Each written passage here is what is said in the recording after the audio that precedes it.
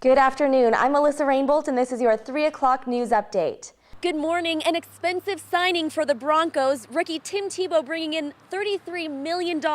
If the project is proved feasible, carbon dioxide will be captured from plants like the West Star Energy Center here in Lawrence and stored in units underground. Lou Perkins will immediately resign as the University of Kansas athletics director. Edie's claims this product has 0 grams of trans fat, but the FDA says that's misleading because of the high amount of total fat. Yeah, Libby, this is definitely a tale of quick thinking. Failing schools has been a long-standing cause for concern for the school board.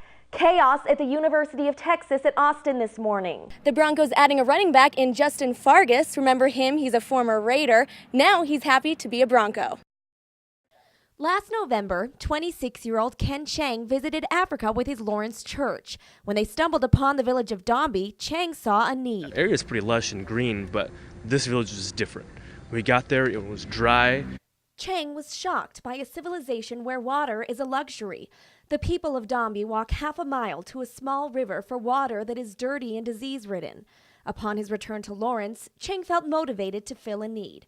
The question was, how was he going to fill it? I love photography too. When I was there, I was the guy yielding my camera, like trying to get all the kids, I'm like, hey, to wave back. And I was like, you know what, why don't I use this, kind of show their story and something that I love, what I'm passionate about, to kind of fuel like one of my new passions. And it's just the water crisis around the world.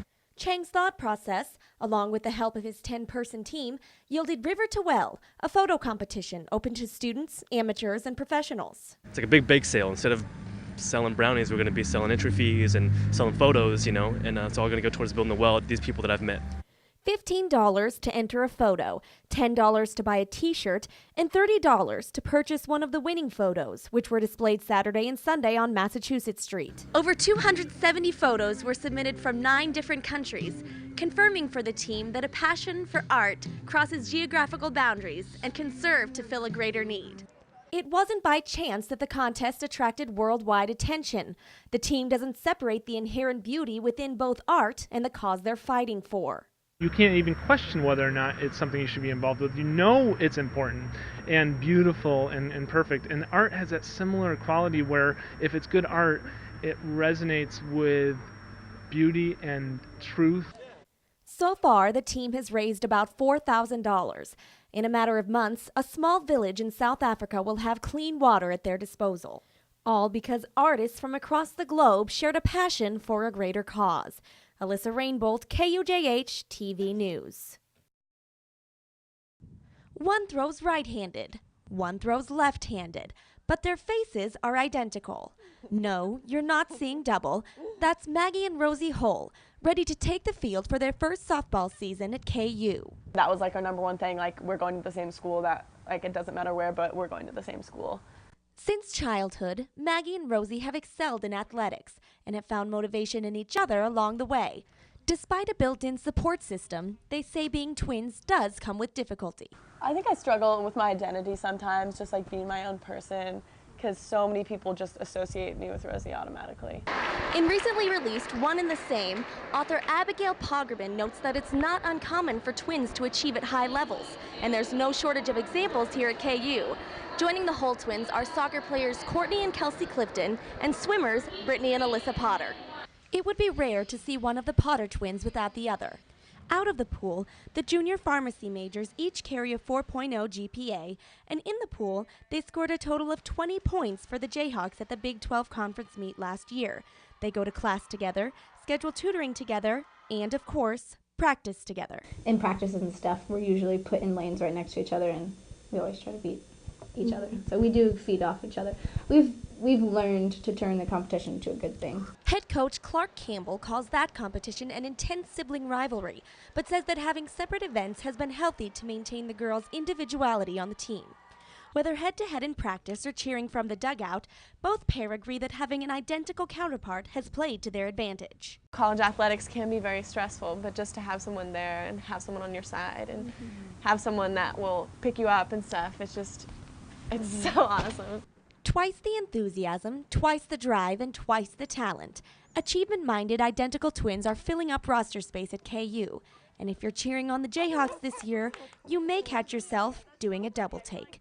Alyssa Rainbolt, KUJH TV News. Nearing the end of a breakout junior season at Missouri, forward Justin Safford went up for a crowd-pleasing breakaway layup against Colorado and came down with the dreaded ACL tear. It's nothing I really ever experienced. You know, I've had some injuries. This one was a little more intense than any other ones. The injury cost him the last month of his junior season and gave him a courtside seat for his team's short-lived NCAA tournament appearance. Yeah, it was very tough. You know, all I could do was just cheer my teammates on and you know, just be support for them, just a vocal leader more so than anything. So. Head coach Mike Anderson likened Safford to another coach sitting next to him on the bench, and Safford took lessons from being on the opposite side. You don't get to see everything, you know, from their eyes, you know, because mostly you're out there on the court. You know, you see certain things, but you really get to see the entire picture and maybe really what coach is talking about, you know, sometimes when you don't agree with him. Junior guard Kim English agrees that Safford's injury didn't keep him from fully engaging in the team's efforts. A lot of guys, when they get injured, are like, yeah, if I was here, that would. But that wasn't Justin. Justin wanted us to win just like he was out there playing. And now he is. Post-ACL surgery and healthy, Safford faces his final season as the sole senior on Anderson's squad. I think he's experienced success. I mean, he's experienced some of the bad, and now he's experienced some of the good, and I think he wants the good to continue. With what he calls a pep in his step, Safford is looking forward to his senior season. As for his new insight, I'd say, you know, taking every game, you know, playing every game ultimately like it's your last, you know, and really trying to go out there and give everything you have, you know, because, you know, tomorrow's not promised to you, so you want to make the best out of, you know, every opportunity you have.